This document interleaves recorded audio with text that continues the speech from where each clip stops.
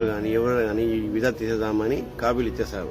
ఆ కాపీలు ఇంకో చేయి మారుతాయి. 5 చేయిలు మారుతాయి, 2 చేయి మారుతాయి, 3 చేయి మారుతాయి, తెలీదు. కానీ ఫలానా ఇంట్లో వీసా ఉంది అని అదే ఇంట్లలో అదే ఫ్యామిలీలో ఎవరు మన తెలుగు వాళ్ళు ఎవరు మన ఇండియన్స్ పని చేస్తూ ఉంటారు. కానీ వాళ్ళు వీసా తీయకుండా ఆ ఇంట్లో మీకు వీసా పుట్టిందంటే దానికి కారణం ఏమి? నీ రాత బాగుంటే మంచి వీసా దొరకవచ్చు, పర్వాలేదు దొరికితే. కాపీలు ఇచ్చేటప్పుడు చుట్టీలు ఎన్ని, జీతం ఎంత, ఏ ఏరియాలో, అంతకుముందు ఆ ఇంట్లో డ్రైవర్ పనిచేశాడా లేదా ఆ ఇంట్లో ముందు పని మనిషి పనిచేసిందా, చేసే ఎందుకు రాలేదు, ఎందుకు పోయింది అని ఒక మనిషిని ఎవరైనా ఇంటికాడ పంపించి వీసా తీసుకోవాలి మనం. లేదంటే ఏమవుతుందంటే ఈ వీసా తీసేవాళ్ళు చాలా మంది కొంతమంది ఉన్నారు.